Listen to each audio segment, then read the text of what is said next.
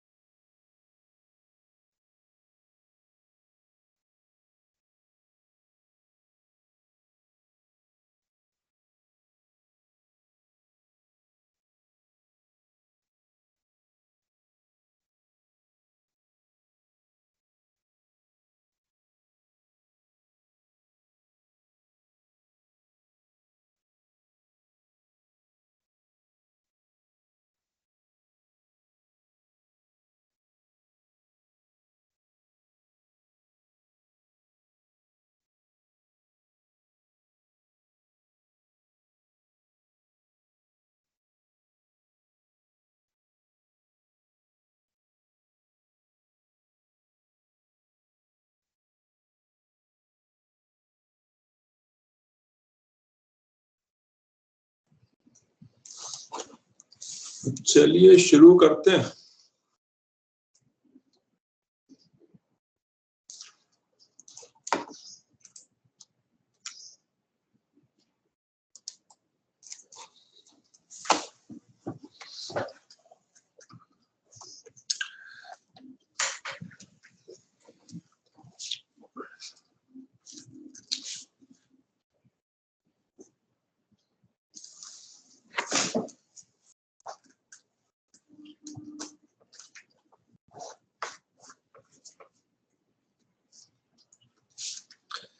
So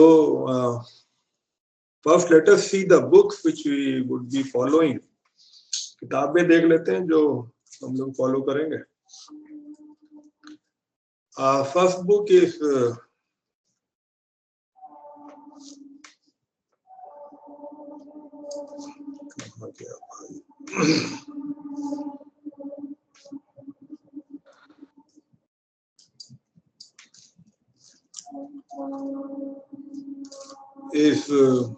of top-down approach.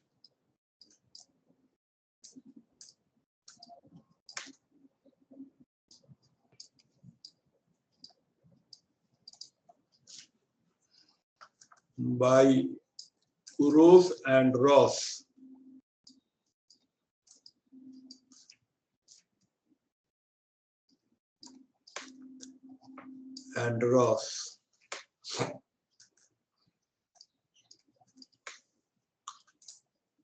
The other one is top-down approach. It says the computer network is already added. Computer network. Then computer network, a system approach.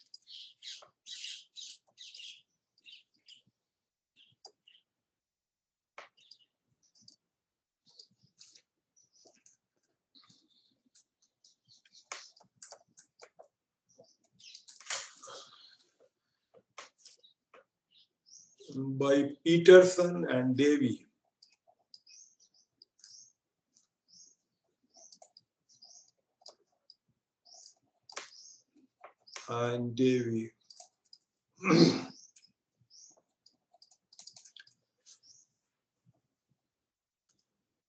The third one is data communication and networking.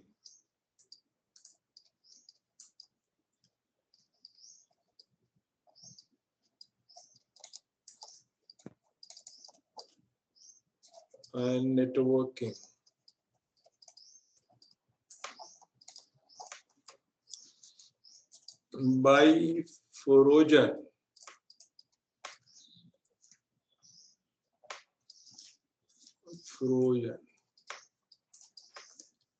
And for practical,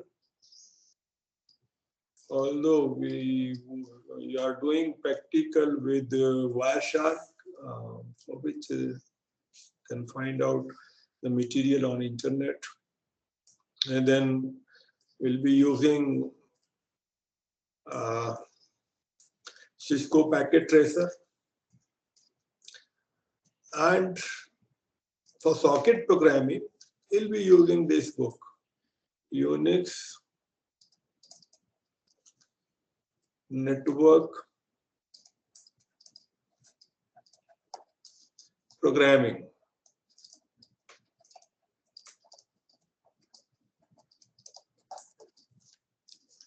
Volume 1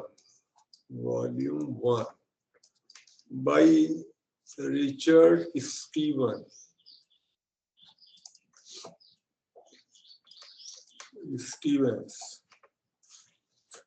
W.R. Stevens.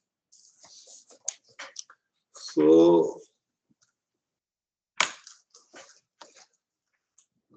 थोड़ी writing मेरी इसके ऊपर ऐसी आती है, I do not know, not able to write in a very good way on this plate which has been provided for. Anyway, I hope कि कुछ समझ में आ रहा हुआ लिखा हुआ। थोड़ा सा गड़बड़ा जाता है लिखने में, ब्लैक बोर्ड की आदत है, यहाँ पे इसकी नहीं है आदत होती, ट्राइंग लेकिन नहीं सुधर रही writing. Anyway, so these books, the mainly will be following this top-down approach, and by Kurov and Ross.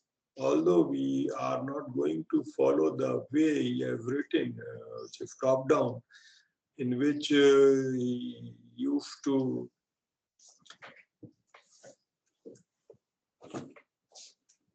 write the chapters. We will be using chapter 1, obviously, but then instead of using second, third, and fourth in that order, we will be using in that reverse order. And although the first chapter, yes, we will be using for first, second lecture, so today's lecture and next lecture, hopefully. Okay. But after that, we'll be starting from link layer, which is chapter 5, I hope, in edition 6. Now a new edition has already there, which is edition 7th, which will be mainly following edition 6. And 7th, if the time will permit, I will try to tell you which has introduced to a chapter which is related to software defined network, SDN. So if time will permit, I will try to tell you something about software defined network also, which is in 7th edition, not in 6th edition.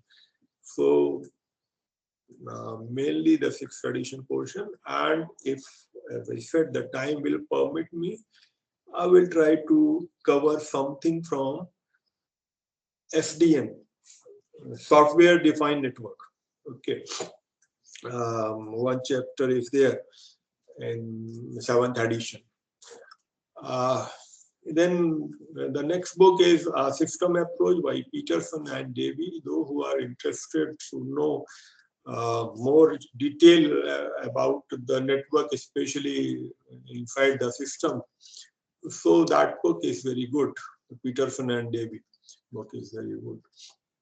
Okay, and then Data Communication and Networking by Frojan. Frojan book is quite simple book, especially if any one of you find it difficult to follow the things from Kurov and Ross or Peterson, and then I can use that particular topic and see that particular topic in Frojan. He has explained the topic in very easy way, using the very concrete examples, small examples. So although examples are there in Kurov and Ross also and Peterson also, but the way they have described those examples is slightly difficult to follow sometimes, not always, but sometimes. Okay, especially in the beginning. So if you want, you can see the things, the examples of Frojan also to clear some concept. If something is not clear from Kurov and Ross or Peterson Davey. Okay. Although that those books are also written in very detailed and good way, but sometimes if you feel difficulty, otherwise if you can understand it through Kurov and Ross and Peterson, they'll be fine. And the socket programming, one portion of the practical is in socket programming. So for that we'll be using Unix network programming by Richard Stevens, volume 1. Okay. And as far as my lectures are concerned, you may not be able to find a particular thing or a particular lecture of mine from a particular book. The reason is during the time period I have taken material from different books, from internet also. Obviously, all of you know that over internet also can find things very easily. If and number of things are available on internet. Okay, so things are available. The only thing which I want to say to you कि भाई किसी चीज की जब तक आप practice नहीं करेंगे, उसी तरह से जैसे मैथ के क्वेश्चन करते थे बिना देखे हुए आंसर को, वैसे ही प्रैक्टिस करनी पड़ती है हर सब्जेक्ट की। अगर आप वो नहीं करेंगे तो चाहे आपके पास कितना भी इंटरनेट अवेलेबल हो, कितना भी रिसोर्स अवेलेबल हो, लेकिन वो कुछ होगा नहीं। तो अगर आप प्रैक्टिस करेंगे then will be good, will find the subject easy and easy going. थोड़ा सा कभी कभी लगता है कि थ्योरेटिकल हो रहा है subject. The reason is in computer generally we have one system, and when we are doing programming we are directly writing the program, seeing the result, again changing, finding out the problem inside the program, and debugging the program, and again changing it. So those way we are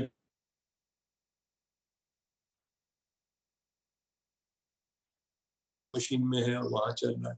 but computer network में जो components हैं वो काफी ज्यादा है, या ज्यादा ना भी कहिए तो कुछ कंपोनेंट्स हैं which probably you have not seen.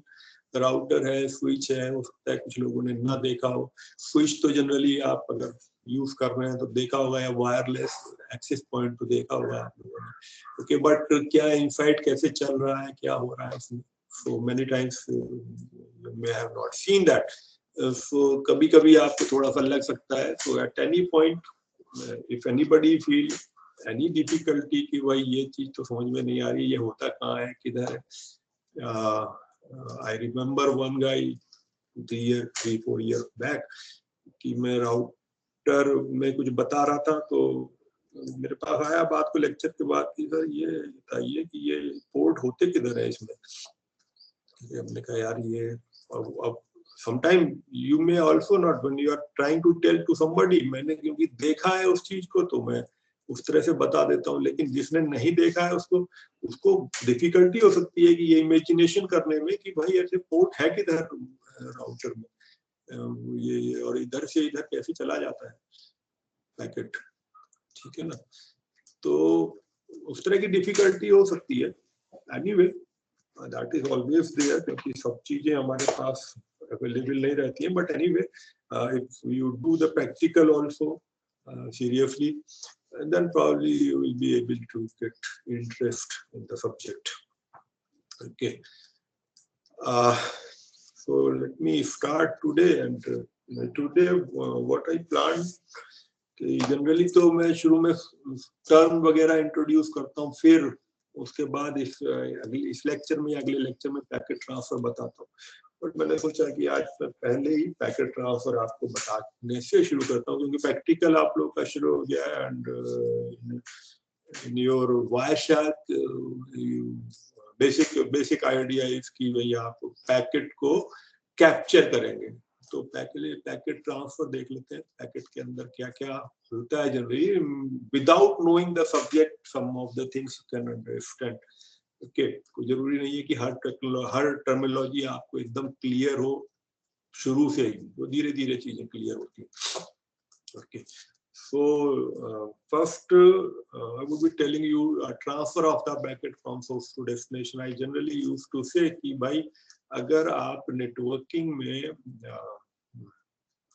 if you can understand how a packet is transferred from source to destination, computer network is all about transfer of a packet from source to destination and then processing of that packet, so that the message which we are trying to transfer, in fact what we do in computer network, we try to transfer a message, whether it is a file, whether it is an image, whether it is a mail, whatever it is we are trying to transfer, whether it is a voice, finally everything is transferred in the form of packets.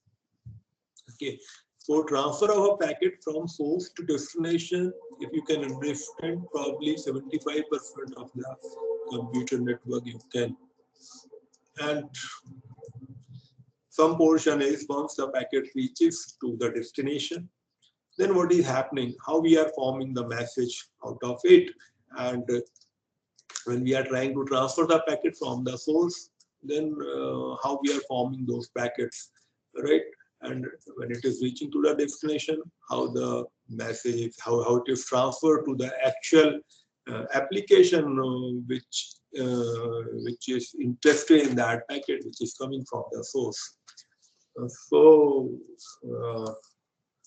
again, let me try to tell you a basic idea of transfer of packet.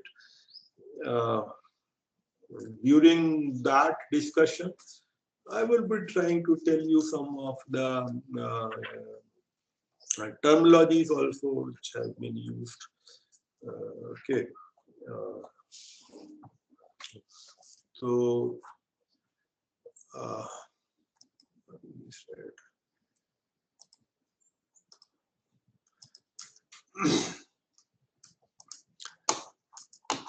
okay, so let us see a figure in which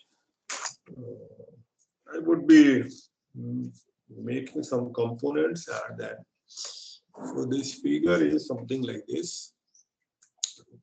A node A,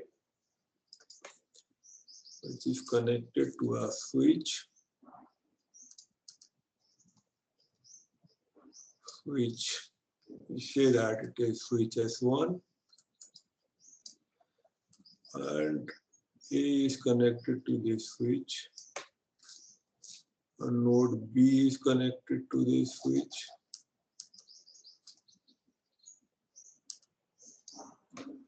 and node C is connected.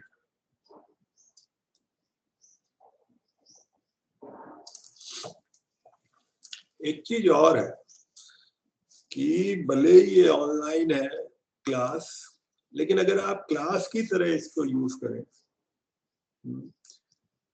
मतलब जैसे class में हम pen और pencil लेके बैठते हैं और paper, और जनरली होता ये है कि सब तो नहीं, बट बेटर प्रैक्टिस हमेशा यही होती है कि जो कुछ पढ़ाया जा रहा है, अगर आप उसको कुछ कुछ लिखते रहे तो आपका दिमाग भी वहां लगा रहता है और आपको बाद में आसानी भी होती है। ये ठीक है कि मैं ये बता रहा हूँ, इसकी रिकॉर्डिंग हो रही है, आप रिकॉर्डिंग ले सकते हैं, लेकिन ये कभी हो नहीं पाता है कि आप उस रिकॉर्डिंग को सुने और वो एग्जैक्टली वैसी समझ में आए जैसे कि क्लास में होता है, वरना क्लास की कोई जरूरत ही नहीं होती। वो हमेशा आदमी सोचता है कि वैसे वैसे मैंने कहा कि वो सब चीजें अवेलेबल है।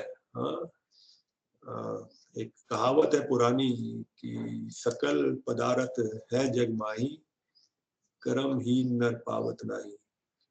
तो बेटा बात यही है कि अवेलेबल आपके पास सब है, मटेरियल है, बुक है, इंटरनेट पे चीजें अवेलेबल हैं, बिल्कुल आसान तरीके से बताई गई चीजें अवेलेबल है, लेकिन जब तक आप खुद मेहनत नहीं करेंगे तो वो आपका अपना नहीं होगा कभी भी। ये बहुत सिंपल सा आइडिया है और इसीलिए ये सब है। सुन लेने से नहीं होता, खाली सुन लीजिए फिर उसको हाथ से करिए भी। जब आप हाथ से करेंगे उसको, चाहे आप नोट बनाएं, चाहे आप उसको बैठ के कॉन्सेप्ट को जैसे मैथ में क्वेश्चन लगाते थे वैसे करें, या किताब के क्वेश्चन पीछे से करें, तब फिर वो चीज आपके, और फिर प्रैक्टिकल, अगर प्रैक्टिकल करेंगे तब दिमाग में सेट होती है कि हाँ यार ये, तब वो आपकी अपनी हुई। वरना तो नेट पे तो सब है ही, और बुक्स में लिखा हुआ है, नोट्स में लिखा हुआ है लोगों के, चाहे आपको जितना दे दूं उससे कोई फर्क नहीं पड़ता है, क्योंकि I have seen the students कि पूरा का पूरा सब्जेक्ट पढ़ा दिया, उनको मेन टॉपिक भी नहीं पता है, तो वो ये हमेशा ही होगा। अगर आप लास्ट डे और आखिर में हमेशा करेंगे और बैठे रहेंगे खाली कि यार, क्योंकि बैठे रहने से खाली और सुनते रहने से नींद आने लगती है थोड़ी देर बाद, और उसका कोई फायदा नहीं होता। ठीक है, मेरा तो काम है तो मैं बताऊंगा ही, लेकिन क्लास में रहते थे तो सामने सामने दिख जाते थे, तो वहां पे, अब यहाँ तो ठीक है, इट्स ऑल अबाउट कितना उसमें से चाहते हैं। तो अगर आप लिखेंगे, मैं भी ये काम कर सकता हूँ कि उठाई स्लाइड और स्लाइड से बताना शुरू कर दिया, खत्म कर दिया। वो मैं भी कर सकता हूँ, मुझे भी आता है वो सब करना, लेकिन मैं कभी करता नहीं, क्योंकि स्लाइड से लगा के पढ़ाने में वो बात आती नहीं है, और कम से कम तुम्हें आ जाती होगी, मुझे नहीं आती, क्योंकि मुझे तुमको पढ़ा रहा हूँ तो मुझे खुद भी कुछ समझ में आ जाता है कि यार ये चीज अच्छा ही है, ऐसे हो गई, इसीलिए ये लिखने विखने का काम सब करता हूँ। और इसीलिए तुम लोगों से भी कहता हूँ कि भाई लिख के करो। हम लोग उसी मशीन के आर्किटेक्चर को जो कि ऑलरेडी है उसे चित्र में बनाया करते थे, तभी वो समझ में आता है कि यार ये है यहाँ पर। ये स्विच था S1 और उसके बाद ये राउटर है R1, और फिर ये राउटर कनेक्टेड है इस राउटर से। इतना सब इसलिए कह रहा हूँ कि पेन और पेंसिल लेके बैठिए और जो उल्टा सीधा बना रहा हूँ, जो समझ में आ रहा है वो लिखिए कुछ, उससे नींद नहीं आएगी, लेक्चर में कुछ कुछ समझ में आता रहेगा। और ये बात को कर लेंगे, जिस दिन इम्तिहान होगा तो वो कुछ होता होगा था नहीं। और एक चीज और बता दूंगा आप लोगों को, पता नहीं कैसे सारे के सारे स्टूडेंट जो हैं, मैं पिछले 2 बार से स्टूडेंट्स का मल्टीपल चॉइस क्वेश्चन बना के दे रहा हूँ, और 20 में से 7, 7.5, इससे ज्यादा एवरेज आ ही नहीं रहा है। आई डू नॉट नो क्यों।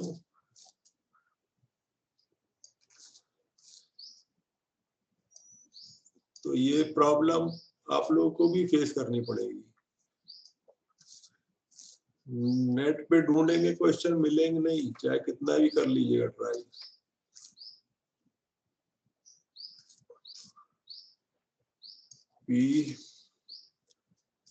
अच्छा, ये स्विच S2 हो गया, एंड देन R2 से एक और कनेक्शन है इधर विद द स्विच। स्विच मैंने इसलिए लगा दिया यहाँ पे, पहले जो मैं बताता था एक बस बना के बता देता था। ये S3 हो गया मान लीजिए, क्योंकि जो बेसिक आर्किटेक्चर है वो स्विच ही रहता है। आजकल जो ये बना रहा हूँ आपको लैन का आर्किटेक्चर जनरली यही मिलेगा सब जगह, इसलिए इसको बना रहा हूँ। Okay, E and F।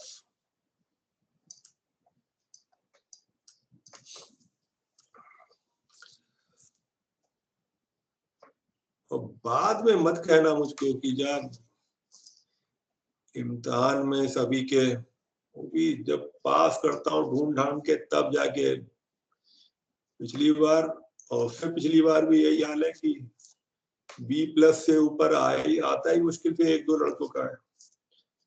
B+ बस नहीं होगी तब जब कहाँ नंबर देता हूँ तब जाके, वरना आधे फेल ही हो जाए।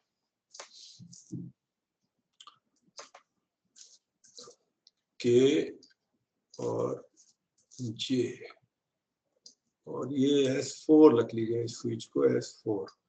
ओके, सो देयर आर कितने कंप्यूटर हैं? ये सब कंप्यूटर है आपके। ए, इनको एंड होस्ट भी कहते हैं, B, C, फिर हो गया आपका K, J, E, F, H and P। आप लोगों ने कंप्यूटर अपना कनेक्ट किया ही होगा कहीं ना कहीं स्विच से, या आपके चाहे एक्सेस पॉइंट से कनेक्ट किया हो उसको वायरलेस के ऊपर। तो केवल वायरलेस वाला पोर्शन मैंने नहीं बनाया है यहाँ पे, वायर्ड है पूरा। ओके, आजकल जनरली एक्सेस पॉइंट भी यूज होता है आपके लैन के अंदर, तो वो पोर्शन मैंने छोड़ दिया है फिलहाल। Okay, so this basic structure in which A, B, C and K, J, E, F, H, P, these are end host, और स्विच जो है वो है S1, S2, S3, S4, ये 4 स्विच है। ओके, और राउटर है, दो राउटर है, R1 एंड R2। ओके, सो इनको आप आईपी एड्रेस भी ले सकते हैं, यहाँ से ए से लेके और पी तक। स्विच का तो आईपी एड्रेस नहीं होता, तो स्विच को नहीं, ये इनको आप आईपी एड्रेस भी कंसीडर कर सकते हैं। जनरली हम लोग जब आईपी एड्रेस लिखेंगे तो वो इस तरह का होता है, कुछ 202.141.55.6 इस तरह से लिखा जाता है आईपी एड्रेस को। 4 पोर्शन रहते हैं, एक पोर्शन का मैक्सिमम वैल्यू 255 रहती है डेसिमल में। Okay, so we generally write the IP address like this. So you can consider this A, B, C, K, J, E, F, H, P IP addresses, different IP addresses. यहाँ 6 है, फिर 7, 8, 9, 10 ऐसे करके। और R1 और R2 इन्हें भी, इनको भी आप IP एड्रेस ले सकते हैं। मान लीजिए ये IP एड्रेस है, और स्विच का कोई IP एड्रेस नहीं होता, इसको मैंने खाली इसलिए अलग लिखा है, S1, S2, S3, S4 ये अलग है। ओके,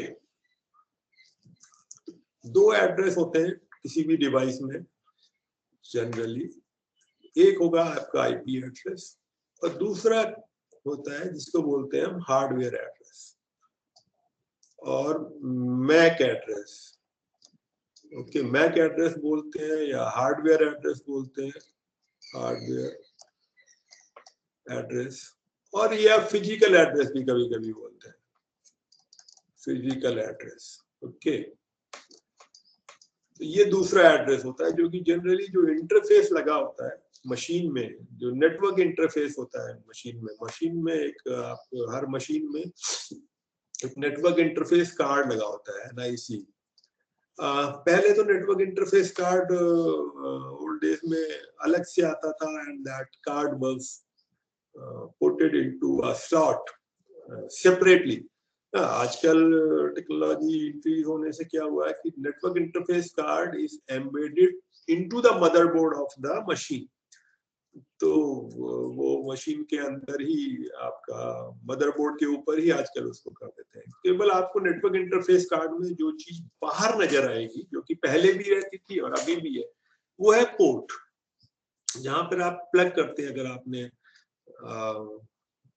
वायर कनेक्ट किया हो मशीन में अपनी कभी, तो जैसे टेलीफोन का वायर होता है और उसका जो कनेक्टर होता है कुछ कुछ उसी तरह का होता है, RJ45 कनेक्टर बोलते हैं उसको।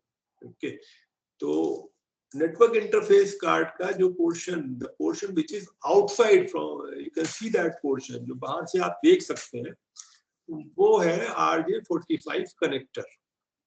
ओके, तो वो अभी भी आपको दिखाई पड़ेगा, उससे आप पता कर सकते हैं कि यह नेटवर्क इंटरफेस कार्ड यहाँ पे कनेक्टेड है मदरबोर्ड पर।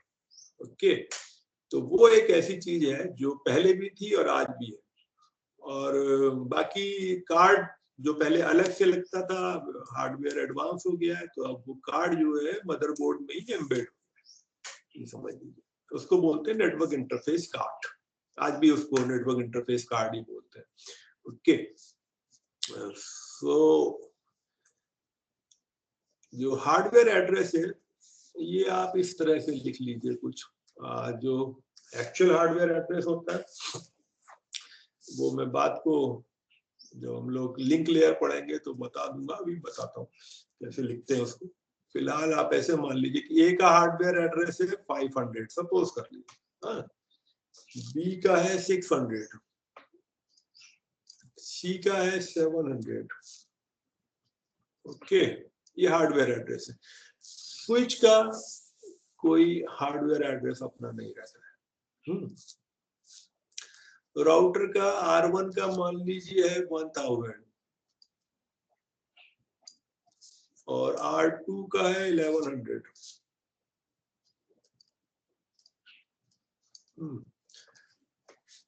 और फिर K का मान लीजिए है, ये हो गया, E जो है ऊपर है उसका मान लीजिए 300 है, और F का है 200, सपोज ऐसे ही लिख देगा। H का 1300, ये हार्डवेयर एड्रेस है। P का hardware address is 1500. Okay. For J, the hardware address is 1600. किसी को कहीं पे कोई समझ में ना आए तो तुरंत वहां पूछ सकता है, कहीं पे भी कोई भी चीज, डजंट मैटर। 1700।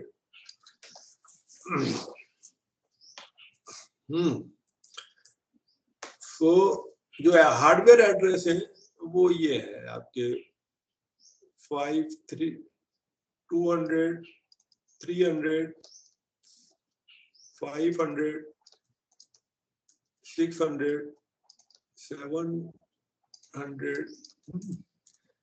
उसके बाद 1000, 1100,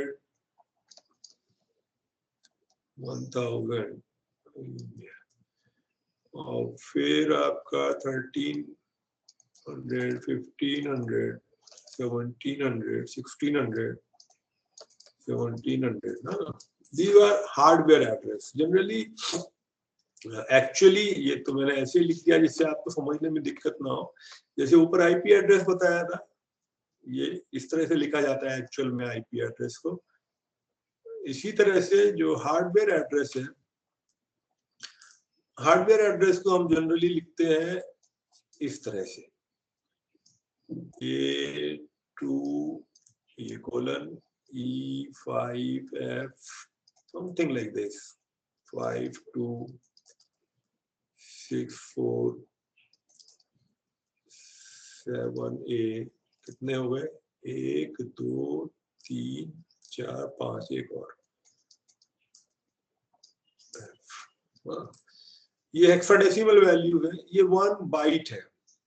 आउट ऑफ 1 बाइट ये 1 बाइट है। ये 1 बाइट में ये पोर्शन हेक्साडेसिमल है, मतलब 4 बिट ये है और 4 बिट ये है। ओके, और टोटल बिट कितनी हो गई? 6 × 8, total 48 bit. Hardware address 48 bit का रहता है जनरली, और आपका ये एड्रेस आईपी एड्रेस जो है ये 32 बिट का हुआ, 32 बिट का।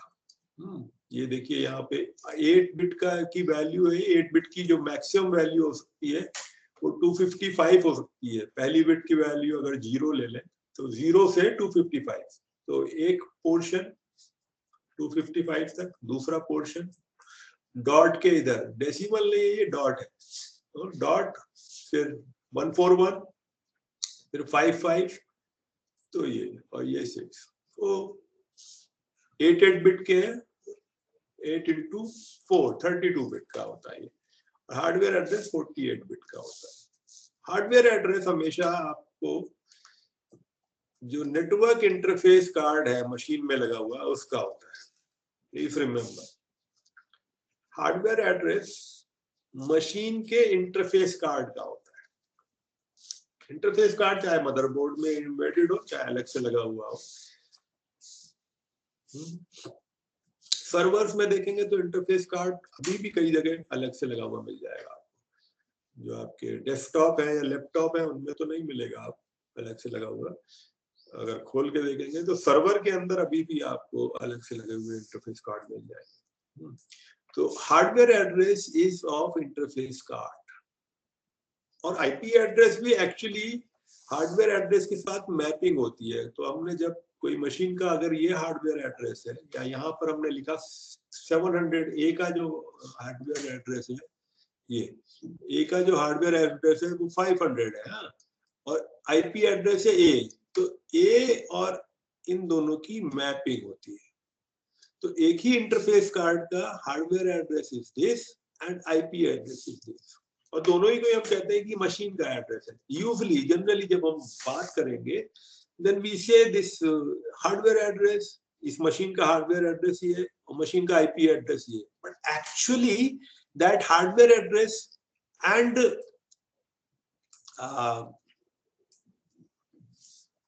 IP address, they are of interface card. Machine generally हम कहते हैं कि मशीन का IP एड्रेस ही है, या ये मशीन का हार्डवेयर एड्रेस है, पर एक्चुअली तो वो इंटरफेस कार्ड का हार्डवेयर एड्रेस होता है या आईपी एड्रेस होता है। तो ये बेसिक आर्किटेक्चर है। अब इसमें मशीन ए को एक पैकेट भेजना है मशीन एच को। प्लीज रिमेंबर, कंप्यूटर नेटवर्क में हम लोग पैकेट के फॉर्म में मैसेज भेजते हैं। मतलब एक मैसेज है, उसमें मान लीजिए 100 बाइट्स है या 100 बिट्स है, ऐसे मान लीजिए। तो हमने क्या किया, पूरा का पूरा पैकेट एक साथ नहीं भेजते, पूरा का पूरा मैसेज एक साथ नहीं भेजते। यही थोड़ा सा फर्क है, जिसको हम कहते हैं पैकेट स्विचिंग और एक सर्किट स्विचिंग। एक टर्म यूज होता है पैकेट स्विचिंग और एक टर्म यूज होता है सर्किट स्विचिंग। तो जब हम लोग टेलीफोन यूज करते हैं, तो वो एग्जाम्पल आपको बताया जाएगा कि ये सर्किट स्विचिंग का एग्जाम्पल है। सर्किट स्विचिंग में क्या है कि सोर्स और डेस्टिनेशन के बीच में a dedicated path is established and then that path remains working within the source and destination for the entire period till the message is transferred. Till that person is talking to another person over the phone, the path from source to destination remains in the hold with those two persons. उन दो person जो दो बात कर रहे हैं, उनके बीच में वो जो पाथ डेडिकेट कर दिया जाता है, वो सारा का सारा मैसेज जब तक ट्रांसफर नहीं हो गया, आपकी बात जब तक पूरी नहीं हो गई, तब तक ये सर्किट स्विचिंग होती है। और पैकेट स्विचिंग जैसे डाकघर काम करता है, वैसे पैकेट स्विचिंग है। पैकेट स्विचिंग समझने के लिए सबसे सिंपल एग्जांपल यही दिया जाता है कि जैसे डाकघर काम करता है, post office, how the post office is working. What we do in the post office, we are trying to send a letter. So letter is generally sent in the form of a packet, right? We are putting the message, writing it over the paper, putting it into a envelope, writing the address over the envelope, and putting it into the letter box. And then a person is coming from the post office, he is collecting those packets. Then in the post office, what is happening? They are forming the packets, separating the packets, and then forming a bigger bundles of those on the basis of their destinations. Like some packets have to go to Delhi, some packets have to go to Lucknow, some packets have to go to Chennai, right? So they are forming these three packets, bigger packets, and then trying to send those three packets separately. And then once the packet reaches to Lucknow or Delhi, or those bigger packet bundle of packet reaches to Chennai, then at that place they are opened by the local post office, right? Separated, and then try to find out ki theek hai, inside the Chennai, which in which particular street, in which particular area that is to be transferred. Okay, so this is how it happens. It means that if you see the path, if you try to find out the path, there is post office, and then they are trying to send folks. हाँ बेटा बताओ, एक minute.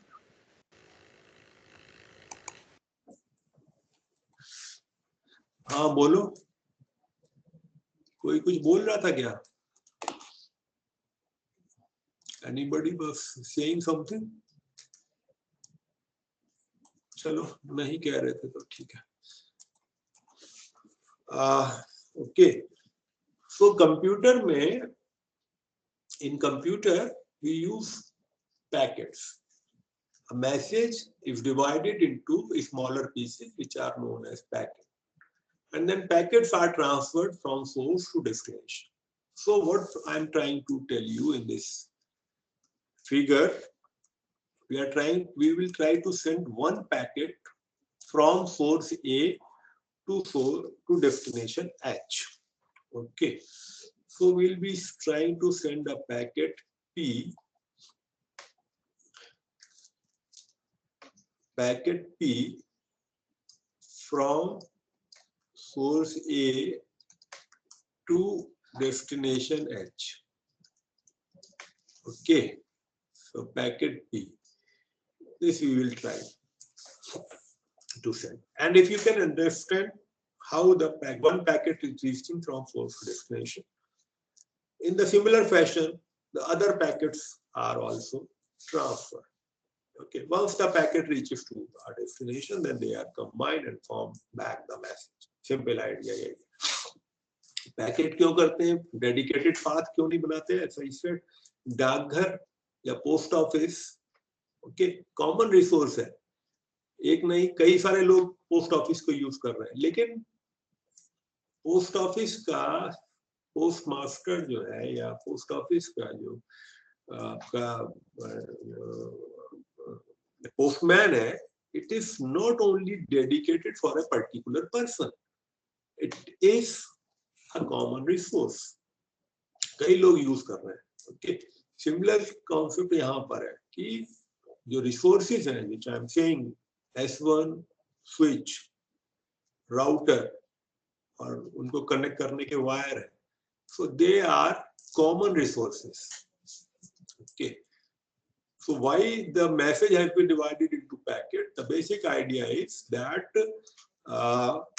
when somebody is using a resource, it should not use the resource entirely for, it should not hold the resource for whole time period in which it try to transfer the message. No. ये basic idea है packet computer network में packet बनाने का. ये common resources है, common resources इस्तेमाल करने हैं. तो मैसेज को अगर ट्रांसफर करना है एक नोड को दूसरे नोड को, तो वो दो नोड जितने भी रिसोर्सेज है उनको पूरा मैसेज ट्रांसफर करने के लिए होल्ड ना करें. आपको you have been given a chance, आप उस चांस में केवल अलाउ है थोड़ी देर यूज करने के लिए रिसोर्स को, और कितनी देर, जितनी देर में आप एक पैकेट को ट्रांसफर कर रहे हैं. सो पैकेट का मैक्सिमम साइज फिक्स किया गया है. दिस इज व्हाई कि आपको रिसोर्स को शेयर करना है. एक तरीका रिसोर्स को शेयर करने का है कि आपने पूरा मैसेज हम मान लीजिए 100 सेकंड में हम ट्रांसफर करते हैं, 100 बिट को 100 सेकंड में हम ट्रांसफर करते हैं मान लीजिए. So if somebody is holding, so two persons are holding the entire all the resources for those 100 seconds or 100 minutes, okay, for transferring their entire message. उनका मैसेज बहुत बड़ा है, अगर ज्यादा बड़ा मैसेज है तो वो ज्यादा देर तक उनको यूज करना पड़ेगा रिसोर्स को, तो और लोग यूज नहीं कर पाएंगे. सिंपल आइडिया है भाई. आप लोग क्या ऑपरेटिंग सिस्टम पढ़ा होगा ना, तो वहां पे भी तो एक ही सीपीयू रहता है. आजकल ठीक है 2-3 होने लगे हैं, बट बेसिक फंडामेंटल तो वही है कि सीपीयू शेयर हो रहा है प्रोग्राम्स के बीच में. जितने भी process are running over the machine, so the same CPU is used by different programs to execute. तो वहां पे क्या किया है कि भाई कैसे शेड्यूल करें प्रोसेस को, यही करते हैं ना, कैसे शेड्यूल करें, क्यों बना के करें. शेयर्ड रिसोर्स क्या है, the shared resource is your CPU, क्योंकि प्रोग्राम सीपीयू पे ही रन होगा. बाकी सब तो मेमोरी में स्टोर है, हार्ड डिस्क में स्टोर है, इनपुट आउटपुट डिवाइस पे उसका आउटपुट जा रहा है, वो सब तो बात की बात है. पहले तो प्रोग्राम रन होना चाहिए. प्रोग्राम रन कहाँ होगा, that is going to be executed on the CPU only. And CPU आपका इकलौता है, सिंगल है. मान लीजिए सिंगल है, ठीक है 2-3-4 यूज होते हैं, लेकिन उनमें भी कोर कितने यूज कर पाते हैं हम, या ऑपरेटिंग सिस्टम कोर्स को कितना एफिशिएंटली यूज कर पाता है, वो एक अलग मतलब है. बट 4 भी है तो भी तो अगर आपके पास 50 प्रोसेस चल रहे हैं तो वो भी शेयर है ना कहीं ना कहीं. ओके, तो उसको अगर समझना है कॉन्सेप्ट को, तो आप मान लीजिए कि एक सीपीयू है और एक सीपीयू आपके पास 10 प्रोसेस है, 10 प्रोग्राम है, 10 प्रोसेस है जो चल रहे हैं, तो एक बार में एक ही प्रोसेस रन हो सकता है। यही तो है, तभी तो आप जो ऑपरेटिंग सिस्टम में जितनी शेड्यूलिंग वगैरह पढ़े हैं सब इसीलिए तो करना पड़ता है कि एक रिसोर्स है और 10 लोगों को यूज करना है, तो कैसे यूज करें, how to efficiently use that so that everybody get chance to use that particular resource which is a shared resource. ये मसला यही है। नेटवर्किंग में और कंप्यूटर में थोड़ा सा फर्क एक हो जाता है। कंप्यूटर में क्या है कि एक सेंट्रल कंट्रोलर है आपके पास एक शेड्यूलर होता है, प्रोसेस शेड्यूल करने के लिए एक शेड्यूलर रहता है वहां पर, which has the central control. Scheduler is authorized to say to everybody कि भाई तुम्हारा टाइम खत्म हो गया, हटो, दूसरा आदमी काम करेगा, दूसरे को हटाओ, तीसरा आदमी काम करेगा। किसके पास है ये अथॉरिटी? शेड्यूलर के पास। शेड्यूलर इज ऑथराइज, उसने अगर आपने राउंड रॉबिन यूज किया हुआ है तो राउंड रॉबिन में क्या किया आपने, टाइम स्लाइस डिफाइन किया कि everybody can run on the CPU, every process can run on the CPU for a maximum period of say 10 millisecond. तो आप 10 मिलीसेकेंड रन कर सकते हैं एक प्रोग्राम को, एक प्रोसेस को। यही तो है राउंड रॉबिन में कि जो टाइम स्लाइस है वो 10 मिलीसेकेंड का है। Okay, once the process executed for 10 milliseconds, what the scheduler do? It replaces P1 and puts P2 there. So scheduler is a central controller. So in your computer, inside the computer, you have a central controller which is allowing this common resource CPU that how it should be used.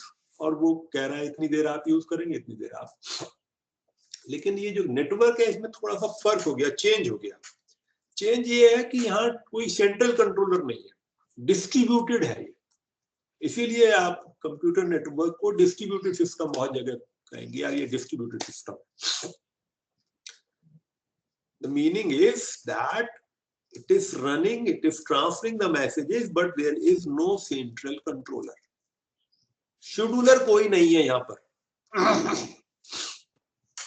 तो basic idea रखा कि यार अब क्या होगा कि resource तो common है, उसको यूज करना है, लेकिन फेयरली यूज होना चाहिए। बेसिक आइडिया यही है। सीपीयू फेयरली यूज कब हो रहा है? जबकि हम उसको हर प्रोसेस को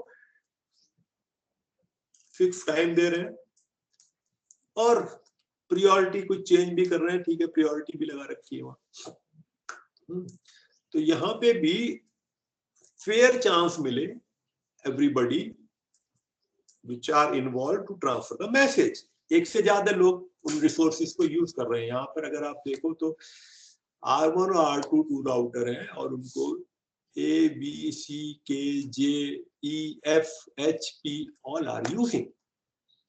ओके, तो रिसोर्स को थोड़े टाइम के लिए यूज कर पाए, जब भी उसको चांस मिले ट्रांसफर करने का, उसके लिए क्या हुआ कि भाई आप एक मैक्सिमम साइज डिफाइन कर दीजिए पैकेट का, कि जब आप भेजेंगे so you can send only one packet. जब आपको एक चांस मिलेगा भेजने का तो आप एक ही पैकेट भेज सकते हैं। That's it. So in different technologies how the chance is given, that is another thing. Okay, but once anybody get a chance, it can only transfer one packet. फिर दूसरा पैकेट ट्रांसफर करिए, फिर तीसरा। अगर आपका मैसेज बड़ा है, आपके ज्यादा पैकेट आपको लगेंगे, ज्यादा चांस चाहिए, देर लगेगी। किसी का मैसेज छोटा है तो उसके कम पैकेट बनेंगे। So it can, so resource को शेयर करने का बेसिक आइडिया पैकेट है।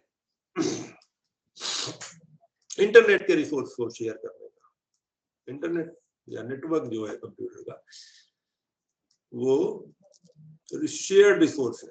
और shared resource properly Fairlie use हो, इसलिए पैकेट इवॉल्व हुआ है, इसलिए पैकेट का आइडिया है। ओके, और आप देखेंगे डिफरेंट टेक्नोलॉजी जो नेटवर्क में यूज होती है उनके अंदर पैकेट का साइज मैक्सिमम साइज इसलिए डिफाइन किया जाता है कि भाई जिससे कि, तो अब हम लोग, ये तो वही पैकेट की बात, क्यों पैकेट है किस लिए, अब जरा ट्रांसफर करके देख लें, जो कि जो शुरू किया था जहां से।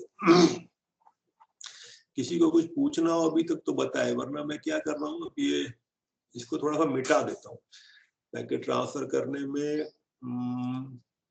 चलो अभी तो हाँ, इसको थोड़ा सा मिटा देता हूँ, ये वाला पोर्शन अगले पेज पे इसलिए नहीं जा रहा कि ये फिगर यहाँ बना हुआ है, इसलिए अभी इसको ही मिटा देता हूँ थोड़ा सा।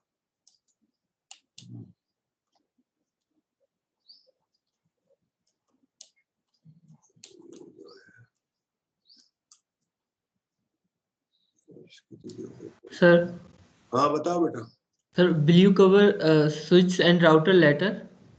हाँ हाँ, अरे स्विच और राउटर ही तो बताने में पूरा नेटवर्क चला जाएगा। ओके है ना, ये तो आज मैं केवल शुरू में इसलिए बता रहा हूँ कि क्योंकि तुम लोग का प्रैक्टिकल भी है ना, और ओके एक बेसिक आइडिया जनरली मैं शुरू में बताता हूँ, लेकिन सेकंड या थर्ड लेक्चर में बताता हूँ इस पैकेट ट्रांसफर को थोड़ा सा और टर्मिनोलॉजी से एक्सप्लेन करने के बाद। बट एनीवे वेबसाइट की टर्मिनोलॉजी जहां जहां आएगी इसमें बताता रहूंगा थोड़ा थोड़ा, और ओके है ना। और हाँ, वो राउटर स्विच और बाकी सब बाद में, ये एक तरह से समझ लीजिए कि थोड़ा सा ब्रीफ आइडिया है, और बहुत सारी चीजें समझ में नहीं आएंगी, डजंट मैटर।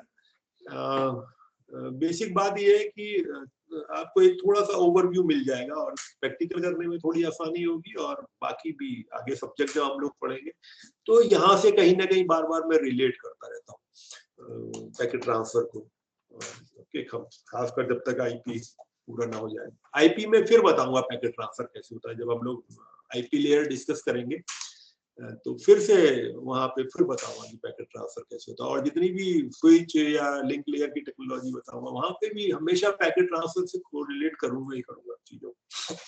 एनीवे, तो हाँ डिटेल में हम लोग देखेंगे राउटर और स्विच बाद में।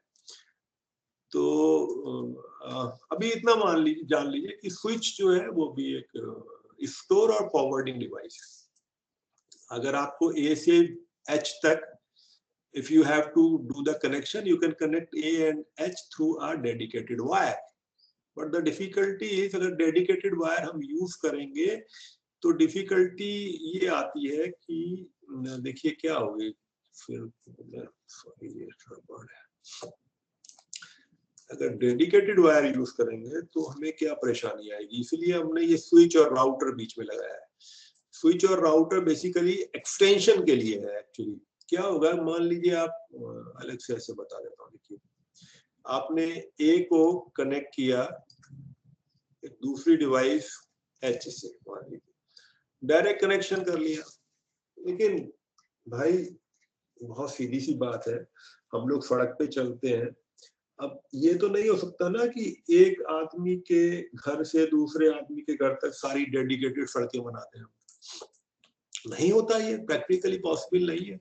यही बात है कि आप एक से एच तक एक वायर से आपने कनेक्शन कर लिया, अब एक को दूसरे से कनेक्शन करना है तो मान लीजिए बी से कनेक्ट कर दिया, और एच को भी बी से कनेक्ट करना है तो ये एक वायर और चाहिए, फिर आपने सी से भी कनेक्ट करना है ए और एच और बी को, तो आप एक एक वायर डेडिकेटेड अगर लगाएंगे तो ये परेशानी है भाई। ये देखिए एक आपने डेडिकेटेड वायर लगा दिया और एक एच तक लगा दिया, तो ये अलग अलग सबका कनेक्शन हो गया, बट ये मुश्किल काम है, बिकॉज कि एक तो आपको वायर बहुत चाहिए और वायर अगर मान लीजिए चाहिए भी तो ए से और एच के बीच की डिस्टेंस जैसे जैसे बढ़ेगी तो वायर, एक सिंगल वायर काम नहीं कर सकता कभी भी। A से H तक, the moment the distance start increasing, single wire cannot work, because whenever you are trying to transfer a signal, finally signal is what? It is either 0, either 1 और 0। अगर हम नेगेटिव से 0 को डिनोट करें तो या तो 0 है तो 1 है। अब जैसे जैसे वायर के ऊपर ट्रेवल करेगा सिग्नल, डिस्टेंस बढ़ेगी तो नॉइज बीच में जो ऑब्स्ट्रक्शन है, medium always give some resistance. यही तो है, इलेक्ट्रिसिटी जब ट्रांसफर होती है तो बीच बीच में चीजें लगानी पड़ती है ना हमें, जिससे कि ट्रांसफार्मर लगाते हैं ना बीच में हम, क्योंकि वरना वो पहुंचती नहीं है वहां तक। सिमिलर केस है यहाँ, तो हम जो ट्रांसमिशन कर रहे हैं फाइनली 0 और 1 ट्रांसमिट कर रहे हैं। डिजिटल इलेक्ट्रॉनिक्स वाला एक कोर्स हुआ करता था, क्या कम्युनिकेशन फंडामेंटल पढ़ा होगा ना आप लोगों ने। तो एक वायर पे ट्रांसमिशन नहीं हो सकता, क्योंकि 1 अगर आपकी डिस्टेंस बढ़ती जाएगी तो 1 हो सकता है जब एच तक पहुंचे तो वो इतना डिटोरिएट हो जाए कि H can not find out कि ये 1 है या 0 है, ये है क्या signal. So what has been done, एक डिवाइस बीच में लगाई, इसको हम चाहे कहें स्विच है ये मान लीजिए। तो यहाँ से यहाँ तक थोड़ी डिस्टेंस पे जाके स्विच तक पहुंचा, उसके कहा ये ठीक है 1 है, तो उसने 1 को स्टोर किया और 1 को रिप्रोड्यूस किया दोबारा से और फिर आगे भेजा। तो एक यूज तो यही है, जो इंटरमीडिएट डिवाइस हम स्विच या राउटर यूज कर रहे हैं, कि वो उनको हम बोलते हैं स्टोर एंड फॉरवर्ड डिवाइस। वो सिग्नल को स्टोर करेगा और उसको फिर फॉरवर्ड करेगा, और जब स्टोर करेगा और फॉरवर्ड करेगा, बीच में वो क्या करेगा, सिग्नल को रिप्रोड्यूस कर देगा, जिससे कि द एंड डिवाइस जो डेस्टिनेशन तक पहुंचे तो वो 1 1 ही पहुंचे और 0 0 ही पहुंचे। ऐसा ना हो कि 1 जो है वो 0 में कन्वर्ट हो जाए, या 1 समझ में ही नहीं आ रहा है एच को भी क्या है। ओके, तो एक पर्पस तो ये है करने का। और दूसरा मैं यहाँ बता रहा हूँ कि ये कनेक्शन अगर आप इतने सारे वायर लगा के करेंगे तो कितने तो वायर चाहिए, एक परेशानी ये, पर ठीक है आप वायर तो फिर भी पॉसिबल है कि चलिए बना लेंगे। बट जरा देखिए, सी को कनेक्ट करने के लिए कितने पोर्ट चाहिए, 3 वायर लगाने हैं तो 3 पोर्ट चाहिए भाई सी के। 3 पोर्ट आप देखें ना पीछे जो कनेक्शन करते हैं हम RJ45 का, अपनी मशीन में लैपटॉप में देखिए ना, वहां पे लगा होगा पीछे एक पोर्ट रहता है जिसपे कि आप वायर कनेक्ट कर सकते हैं लैन का। तो आपको 3 पोर्ट चाहिए, और अगर एक और बढ़ा दे मशीन हम, तो अब सी को कनेक्ट करना है तो 4 पोर्ट चाहिए। तो ये बहुत बड़ी डिफिकल्टी है कि on a particular computer you can not go on increasing the number of ports, ज्यादा से ज्यादा 1 या 2 बस। जो आपका लैपटॉप होता है आजकल, एक पोर्ट आपका वायर का और एक वायरलेस का, जनरली तो यही रहता है ना, 2 ही पोर्ट है जिससे कि आप कम्युनिकेशन करते हैं। सो ये ज्यादा बड़ी डिफिकल्टी है। वायर आप अरेंज भी कर सकते हैं, आप कहेंगे कि अभी भी तो इंटरनेट में वायर लगी रहे, हाँ ठीक है वायर लगी रहे पर कम लग रहे हैं, आप इस उसमें बहुत सारे वायर चाहिए। बट एक ये भी कह सकते हैं कि ठीक है आप बहुत सारे वायर बना लेंगे, फिर भी ठीक है, बट पोर्ट बनाना बड़ा मुश्किल है। कि आप कंप्यूटर जब प्रोड्यूस कर रहे हैं, जब लैपटॉप या डेस्कटॉप या सर्वर बना रहे हैं, तो उसको कितने पोर्ट लगाएं ये डिसाइड करना पड़ता है at the time of manufacturing, और वो 1 या 2 से ज्यादा नहीं। So you can not make that. तो हमने क्या किया, एक डिवाइस बनाई जिसको हमने कहा बीच में स्विच है, और जो पोर्ट हमें चाहिए थे वो स्विच के ऊपर हमने बनाए। तो स्विच जनरली आपको देखा होगा 4 पोर्ट का आता है, 8 पोर्ट का आता है, 16 पोर्ट का होता है, 24 पोर्ट का होता है, 48 पोर्ट का होता है, 96 पोर्ट का होता है switch. Okay, so when you are designing a network you need to find out कि जो स्विच आप लगा रहे हैं उस पे प्रोबेबली कितनी मशीनें कनेक्ट होंगी। अगर 10 मशीनें कनेक्ट करनी है हमको, तो हम 16 पोर्ट का स्विच जनरली यूज कर लेंगे, ठीक है। तो this is why we need this machines. Switch की जरूरत इसलिए है कि हमें एक्सटेंशन भी करना है, सिग्नल को रिप्रोड्यूस भी करना है, और टोपोलॉजी इस तरह की रहे। अब हमारा स्विच से हमने कनेक्ट कर दिया ए बी सी को, तो पोर्ट जितने भी स्विच पे हैं ये, अब हमने यहाँ कनेक्ट कर दिया, ये सी को कनेक्ट कर दिया, यहाँ एच को कनेक्ट कर दिया, यहाँ बी को कनेक्ट कर दिया, right, and then we have connected A here, and now if you want to connect one more, आपको एक और यहाँ पे कनेक्ट करना है, जी कर दीजिए, right? So this is why this device was needed, switch और राउटर इसलिए भी चाहिए हमको कि वायर कम करना है और एक डेडिकेटेड डिवाइस है which contains more number of ports. Then the requirement that we should have more number of ports on the computer, on the desktop or laptop has been removed. अब हमने dedicated एक device बना ली जिसपे number of ports ज्यादा है, वहां पर हम फिर अलग अलग डिवाइस को कनेक्ट कर सकते हैं।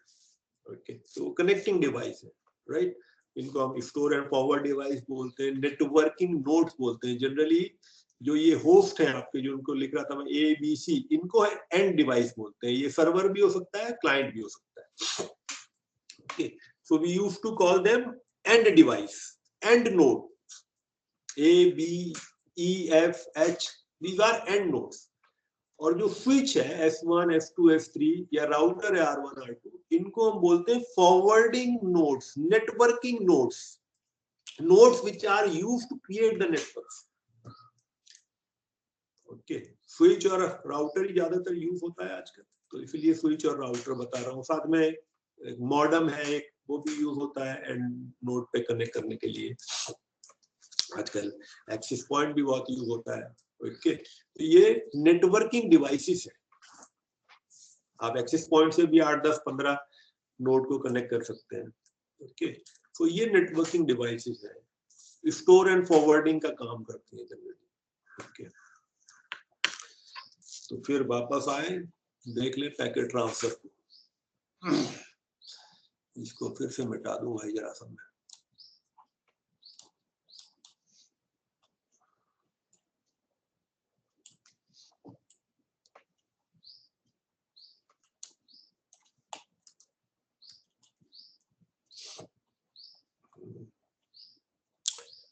तो पैकेट ट्रांसफर करना है,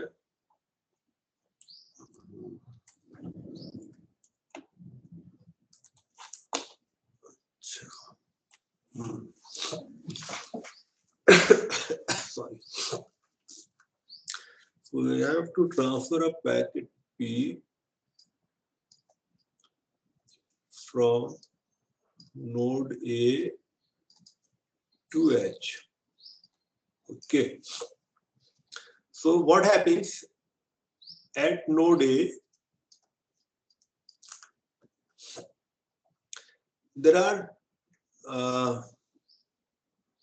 you can think of कि ये ट्रांसफर जब भी हम पैकेट ट्रांसफर कर रहे हैं, so there are different type of things or work which are involved. So we have divided that work into smaller modules. तो एक मॉड्यूल को बोलते हैं हम लिंक लेयर और एक को बोलते हैं नेटवर्क लेयर या IP लेयर। ओके, उसको बात को पढ़ेंगे। तो लिंक लेयर और नेटवर्क लेयर में राउटिंग या IP लेयर पे राउटिंग का काम मेन होता है।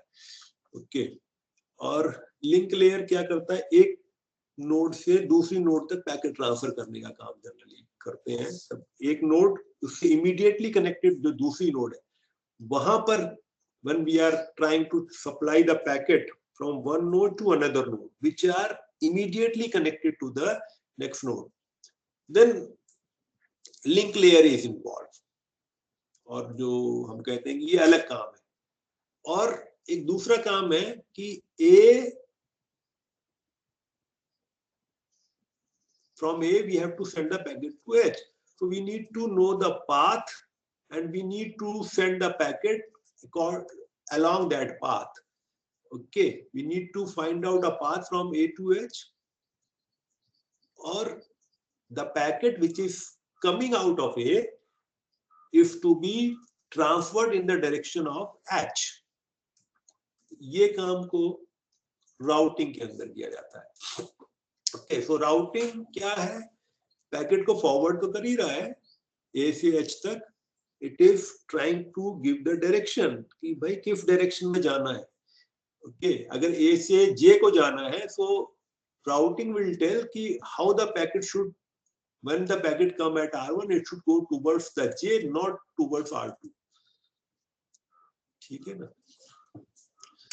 तो at node A the packet is something like this। पहले पैकेट का इंफ्रास्ट्रक्चर देख लीजिए।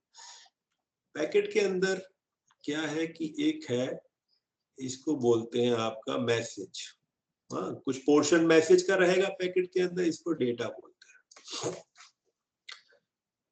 ठीक, आपने लेटर लिखा तो लेटर जो आपने लिखा है वो आपका ओरिजिनल मैसेज है, वो डेटा है। तो पैकेट के अंदर कुछ पोर्शन मैसेज का रहेगा, उसको हम डेटा बोलते हैं। अब आपने क्या किया, उसको लिफाफे के अंदर बंद किया, you have putted it into an envelope and righted a address over it, right. तो अब इस पैकेट के ऊपर हमने एड्रेस लिखा, इसको बोलते हैं हम, ये पैकेट का डेटा पोर्शन हुआ और ये फिर एक पोर्शन हुआ एक एनवेलप वाला। ओके, इसके अंदर हमने लिखा कि भाई सोर्स एड्रेस ये है और डेस्टिनेशन आईपी। सोर्स आईपी है ए और डेस्टिनेशन आईपी है एच। ठीक, तो ये एड्रेस लिखा हमने। And then when the packet has to be sent from A to H, the packet, in order to send the packet from A to H, कहां से कहां तक भेजना है हमें, A to H, तो A और H का एड्रेस लिखा, ये इसको बोलते हैं हम नेटवर्क लेयर का एड्रेस। अब A से H में जाने के लिए packet first should go from A to R1। ये कौन बताएगा, ये राउटिंग बताएगी आपको कि A से R1 पे जाना है पैकेट। अब A से R1 पे जाने के लिए इसके ऊपर फिर एक और हेडर लगाते हैं, इसको हेडर बोलते हैं। ये जो H और A लिखा था हमने, ये हेडर है। तो एक और हम इसके ऊपर एक एनवेलप ये बनाया हमने एड्रेस का, फिर एक और एनवेलप बनाया। जैसे ऐसे समझ लीजिए ना कि आपने तो एड्रेस लिख के भेजा पैकेट के ऊपर, अंदर तो डेटा है, आफ्टर द डेटा आपका जो पैकेट है उस पे आपने एड्रेस लिखा। But once the packet reaches to the post office, वो क्या करते हैं, उन्होंने रैप किया, आपके 8-10 पैकेट उसके अंदर लिखे जो लखनऊ जाने। हाँ, एक आदमी का तो लेटर है नहीं, कम से कम 10, 15, 50 पैकेट्स आर देयर, राइट। उन्होंने एक जगह इकट्ठा किया और इकट्ठा करके उसको फिर रैपिंग की, और रैपिंग करके कहाँ का एड्रेस लिखेंगे, वो लखनऊ पोस्ट ऑफिस का, कि भाई ये लखनऊ वाले इस वाले पोस्ट ऑफिस में जाना है, राइट। तो अलग से एक और हेडर बना दिया, एक और लिफाफा बनाया और उसके ऊपर अलग एड्रेस लिखा। सिमिलर केस यहाँ पर है कि आपने इसको फिर से एक हेडर लगाया, एक और लिफाफा जनरेट किया, एंड इन दिस, ये लिखते वक्त क्या होता है कि इसका ये कर्सर इधर उधर चला जाता है। हाँ, so now from A the packet has to go to R1। तो अब R1 और A में जा रहा है, इसको थोड़ा सा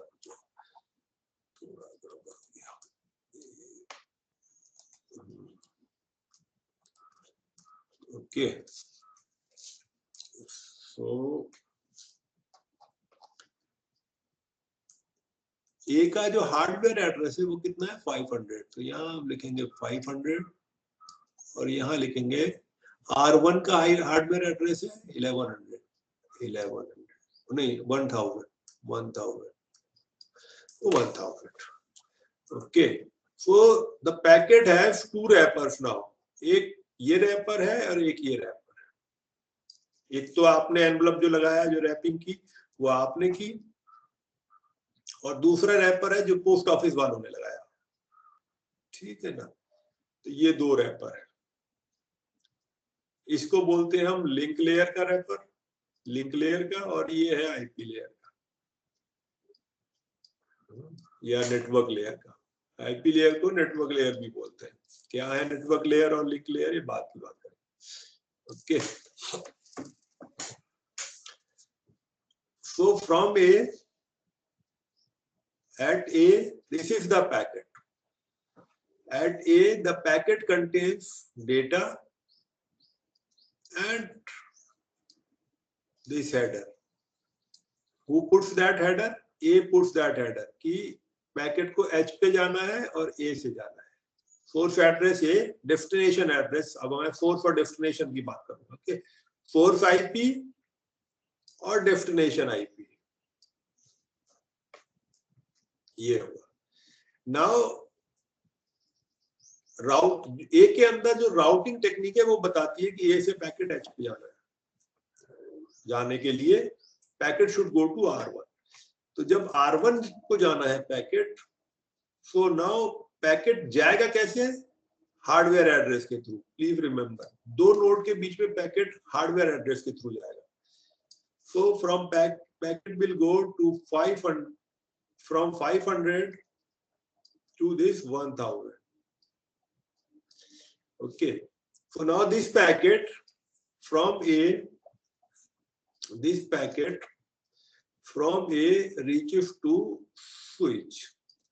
ये पैकेट बनाया यहाँ पर, ये पैकेट था आपका डेटा, और डेटा के ऊपर A और H डेस्टिनेशन H और और इसके ऊपर ये हार्डवेयर एड्रेस 500 से जा रहा है। सोर्स हार्डवेयर 500, डेस्टिनेशन हार्डवेयर हो गया 1000। प्लीज रिमेंबर, स्विच का हार्डवेयर एड्रेस यूज नहीं किया जाता है। राउटर का हार्डवेयर एड्रेस यूज होगा, स्विच का नहीं। वो क्यों होगा, वो वहां पे लिंक लेयर पे देखेंगे। ओके, स्विच का यूज नहीं होगा। तो from A, in order to go to the packet to R1, what happens, the packet goes to switch. यहाँ स्विच पे आता है पैकेट, यहाँ आ गया। और स्विच क्या करता है, स्विच के पास एक टेबल रहती है। स्विच के पास एक टेबल रहती है, वो ये उसमें पोर्ट नंबर रहते हैं। ये पोर्ट नंबर P1 है, ये P2 है, ये P3 है, और ये P4 है। तो इसमें रहता है कि भाई P4 पे अगर पैकेट जाना है, अगर ये वाला पैकेट है जिसका डेस्टिनेशन 1000 है, तो इसको P4 पे भेज दो स्विच के अंदर। तो पैकेट स्विच पर आया, और now switch process that packet and send the packet to P4, यहाँ P4 पोर्ट पे, क्योंकि डेस्टिनेशन एड्रेस क्या है, 1000 है। तो स्विच जो है वो हार्डवेयर एड्रेस के ऊपर काम करता है, आईपी एड्रेस के ऊपर काम नहीं करता। स्विच पैकेट को केवल यहीं तक बोलता है। इतना पोर्शन जो ये हार्डवेयर वाला पोर्शन है, ये है ना, जो पोस्ट ऑफिस ने जो रैपर लगाया है, वो उतने ही तक मतलब है स्विच को। पोस्ट ऑफिस वाला काम करता है स्विच। ऊपर वाला रैपर देखा और बस ठीक है भाई, ठीक है। तो पैकेट को आपने R1 पे भेजना है। उसने कहा कि ठीक है, लखनऊ तक भेजना है पैकेट को, उसका हार्डवेयर एड्रेस ही है। So this is the hardware address. तो पैकेट रीचेस टू R1। अब R1 पे पैकेट आ गया, और पैकेट था क्या, ये था D, और ये A, ये H हार्डवेयर एड्रेस डेस्टिनेशन, ये सोर्स एड्रेस। और इसके बाद ये पोर्शन और लगा हुआ था इसमें पैकेट में, सोर्स एड्रेस 500 और डेस्टिनेशन 1000। तो 1000 पे आ गया पैकेट। अब ये राउटर क्या करता है, इस पोर्शन को हटा देता है। देखिए, ये पोर्शन हटा दिया, और अंदर पैकेट के क्या बचा, ये पोर्शन बचा, केवल D डाटा और A और H। आपका ये H है डेस्टिनेशन हार्डवेयर, और ये सोर्स हार्डवेयर। कहीं पे मैंने A को शुरू में, A को आगे लिख दिया, उसको हटा दीजिएगा, A को पीछे रहने दीजिए। डेस्टिनेशन जनरली आगे रहता है। ओके, और ये वाला जो ऊपर वाला रैपर था, that has been removed by R1। अब राउटर क्या ढूंढता है कि भाई पैकेट H को भेजना है। So should I send the packet, दो पाथ है राउटर से, इधर है और इधर है। ओके, तो ये रूटिंग का काम है, ये ढूंढना कि in order to send the packet to H, should I send through this path, ये वाला एक पाथ है जो कि R2 की तरफ जा रहा है, या इधर S4 की तरफ। Okay, so it selects this path. कैसे सेलेक्ट करना है वो हम लोग राउटिंग में देखेंगे, ठीक है। बट किसके बेस पे करता है, आईपी के बेस पे। डेस्टिनेशन डायरेक्शन जो है वो हमेशा आईपी से मिलती है। एक बार ये डिसाइड हो गया R1 में के अंदर कि now the packet has to be send to R2. Next hop कौन सा है? R2 है. तो in order to send the packet to H it should be transferred to R2. ये डिसाइड हो गया. इतना डिसाइड होने के बाद ये राउटिंग का काम है.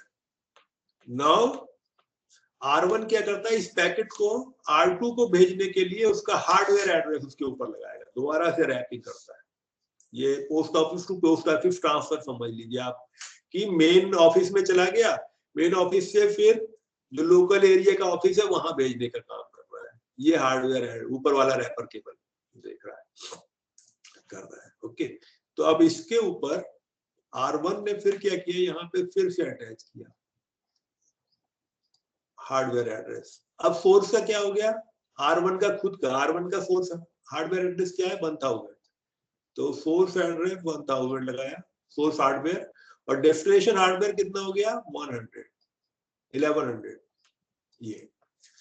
और इस पैकेट को यहां इस वायर के through transferred here, and now packet reaches on R2. R2 पे जो पैकेट रीच हुआ वो ये है क्या कि डेटा पोर्शन है, उसके बाद H है डेस्टिनेशन और सोर्स है A. और इसके अंदर जो लगे हुए थे ये दो, एक था सोर्स का 1000 और डेस्टिनेशन का था कितना 1100. तो इस पोर्शन को राउटर R2 का इसको रिसीव करके इसको हटा देता है. ये पोर्शन जो कि जिसको हम बोलते हैं लिंक लेयर का पोर्शन है, हार्डवेयर एड्रेस वाला पोर्शन, वो हर स्टेप पे हट जाता है. तो राउटर हटाता है उसको, स्विच नहीं हटाता. स्विच खाली फॉरवर्ड करता है हार्डवेयर एड्रेस देख के, और राउटर का काम ये है कि वो प्रोसेसिंग करता है, उसको हटाएगा ऊपर वाले रैपर को, फिर अंदर ढूंढेगा कि क्या है H और A. H डेस्टिनेशन आईपी और ये सोर्स आईपी. तो डेस्टिनेशन आईपी H है. नाउ R2 विल डिसाइड कि इसे F3 की तरफ को भेजे, एक पाथ ये है यहाँ और एक पाथ ये है, या इधर भेजे. तो H है, H is connected here directly. तो ये इसको हटाया और अब इधर भेज रहा है. अब इसको क्या करेगा, ये पैकेट कितना वो निकला बाहर, अंदर जो था वो ये था, ये डेटा पोर्शन हो गया, और ये आपका H और ये A. अब राउटर क्या करेगा, इसको पहले ये डिसाइड कर लिया उसने कि पैकेट हमें H को भेजना है. डेस्टिनेशन नेक्स्ट हॉप जो है जहां भेजना है वो H है. देखिए R1 पे नेक्स्ट हॉप क्या थी, R2 थी. ठीक है, H फाइनल डेस्टिनेशन था, लेकिन R1 पे जब पैकेट आया तो नेक्स्ट हॉप R2 आई. तो हमेशा नेक्स्ट हॉप फाइंड आउट करना होता है. R2 will find the next hop at H. S नहीं, स्विच एक्चुअली कहीं डेस्टिनेशन में नहीं आता है. स्विच हमेशा केवल फॉरवर्ड कर देता है, और वो कहीं उसमें डेस्टिनेशन में हार्डवेयर एड्रेस स्विच का यूज नहीं होता है. पैकेट के अंदर स्विच का कोई हार्डवेयर एड्रेस यूज नहीं होता कभी. ओके, तो H पे पहुंचा. अब इसने लगाया इसके ऊपर क्या, सोर्स एड्रेस, सोर्स हो गया 1100. अब 1100 सोर्स हो गया, और डेस्टिनेशन क्या हो गया, H का H का हार्डवेयर कितना है 1300 ये. और इस पैकेट को ये यहाँ ट्रांसफर करेगा. अब पैकेट स्विच के पास आया. स्विच के पास एक टेबल रहती है कि भाई ये वाला पोर्ट है मान लीजिए P4, और ये पोर्ट है P1, और ये पोर्ट है P2, और ये पोर्ट है P. बस दो ही है, 3 पोर्ट है और बाकी भी होंगे. तो स्विच के पास टेबल रहेगी, उसमें रहेगा कि port P1 is connected to 1300. ये स्विच में, अब स्विच कैसे बनाता है टेबल वो एक अलग मसला है. तो स्विच के पास टेबल में ये रहेगा कि भाई अगर कोई पैकेट आ रहा है जिसका डेस्टिनेशन 1300 है तो उसको पोर्ट P1 पे ट्रांसफर कर दो. Okay, so switch when it receives this packet, तो स्विच हार्डवेयर, बाहर वाला जो ये हार्डवेयर एड्रेस है, फिजिकल एड्रेस, इस पे काम करता है। स्विच अंदर आईपी एड्रेस पे काम नहीं करता। So switch now what it do, S2 it checks कि डेस्टिनेशन 1300 है, so switch transfer the packet to this side. So now packet reaches here, और इसके बाद ये डेटा है, और ये आपका ए से आया है, और ये एच पे पहुंच गया। ओके, अब यहाँ पे ये एच पे पहुंच गया पैकेट, तो अब ये पोर्शन यहाँ हट जाएगा, और जो डेटा पोर्शन है ये फिर ऊपर यूज होगा, फाइनली यहाँ आ रहा है। So this is how you can see during the transmission of the packet, जो आईपी एड्रेस है या नेटवर्क एड्रेस है, या इसको लॉजिकल एड्रेस भी बोलते हैं, तो आईपी एड्रेस या लॉजिकल एड्रेस या नेटवर्क एड्रेस, तो ये एड्रेस चेंज नहीं होता है। ए से चला था और डेस्टिनेशन एच था, तो ये अंदर वही रहा। बट जो हार्डवेयर एड्रेस है, on each step hardware address change. A से R1 तक गया तो हार्डवेयर एड्रेस 500 और 1000 था। When packet moved from R1 to R2, the hardware address was 1000 and 1100. When packet moved from R2 to H, the hardware address changed, source का 1100 और destination का 1300। ठीक है ना, तो हार्डवेयर एड्रेस हर स्टेप पे चेंज होता रहता है। इसको आप ऐसे समझ लीजिए कि भाई आपने आईपी एड्रेस लिखा है डेस्टिनेशन का, जिस बंदे को भेजना है उसका, और बीच के जितने भी रैपर हैं वो पोस्ट ऑफिस काम कर रहे हैं। एक पोस्ट ऑफिस ने भेजा लखनऊ को, ठीक, और फिर लखनऊ वाले ने, अभी वो चेन्नई जाना है, उसने कहा दिल्ली भेजेंगे, तो उसने दिल्ली वाले पोस्ट ऑफिस को भेजा, फिर एड्रेस चेंज किया वहां पे, फिर दिल्ली वाले ने भेजना चेन्नई वाले को, वहां पे फिर एड्रेस चेंज करके भेजा चेन्नई वाले को, और चेन्नई में भी हो सकता है हेड पोस्ट ऑफिस को भेजे दिल्ली वाला हेड पोस्ट ऑफिस, और फिर वो लोकल पोस्ट ऑफिस को चेन्नई में किसी को भेजे, तो वो फिर एड्रेस चेंज करेगा उसके ऊपर, उस पैकेट के ऊपर, और वहां भेजेगा। तो ये जो एड्रेस चेंज हो रहे हैं, जो हार्डवेयर एड्रेस है, ठीक है, ये चेंज होते हैं। लेकिन जो ओरिजिनल पैकेट के अंदर जो आपने लिखा था अपने फ्रेंड का या अपने मदर फादर का या अपने किसी रिलेटिव का एड्रेस या किसी ऑफिस का एड्रेस, वो वही रहता है उस पैकेट के अंदर। ओके, तो ये कुछ इस तरह का अरेंजमेंट है। This is how the packet is transferred. 2 layer involve होती है। लेयरिंग क्या है, ये अगले लेक्चर में शायद मैं बता दूं कि थोड़ा सा, कि भाई लेयरिंग का बेसिक मतलब ये है कि हम when we have to do some task, so some smaller tasks we generally try to find out जो कि independent हो। आप लोगों ने प्रोग्रामिंग की है, modular approach, you may be knowing कि भाई जब भी आप कोई प्रोग्राम लिखते हैं तो उसके क्या करते हैं, अंदर छोटे छोटे मॉड्यूल बनाते हैं, छोटे छोटे फंक्शन लिखते हैं और उनको यूज करते हैं इंडिपेंडेंटली। ऐसा ही यहाँ पर है कि हम जब ट्रांसफर कर रहे हैं तो एक प्रोग्राम है जो कि आपका हार्डवेयर एड्रेस को यूज कर रहा है, और एक प्रोग्राम है जो आईपी एड्रेस को यूज कर रहा है। जो आईपी एड्रेस को यूज कर रहा है उसको हम कहते हैं नेटवर्क लेयर का प्रोग्राम है, या नेटवर्क लेयर बोलते हैं उसको। कन्वेंशनल है कि लेयर बोलते हैं, आप उसको प्रोग्राम नहीं कह रहे, बट एक्चुअली ये सब प्रोग्राम ही है कहीं ना कहीं। कहाँ पर है और कहाँ काम कर रहे हैं, बस यही आपको ढूंढना रहता है। स्विच पे भी प्रोग्राम रहता है, राउटर पे भी प्रोग्राम रहता है। राउटर पे स्विच वाला, क्योंकि वो लिंक लेयर को भी डील कर रहा है, और जब पैकेट आ रहा है तो, और उसके बाद फिर काम स्विचिंग का नहीं कर रहा, लेकिन लिंक लेयर का उसके अंदर हार्डवेयर एड्रेस वाला पोर्शन भी है, जो कि आपका इंटरफेस कार्ड रहता है उस पे है, और फिर आपका आईपी लेयर का पोर्शन भी है जो कि राउटिंग वगैरह करता है, तो वो प्रोग्राम भी है राउटर के अंदर। स्विच के अंदर क्या है कि हार्डवेयर एड्रेस को प्रोसेस करने का प्रोग्राम है, ठीक है। तो वो लिंक लेयर का प्रोग्राम है। तो लिंक लेयर एक, और दूसरा बोलते हैं नेटवर्क लेयर।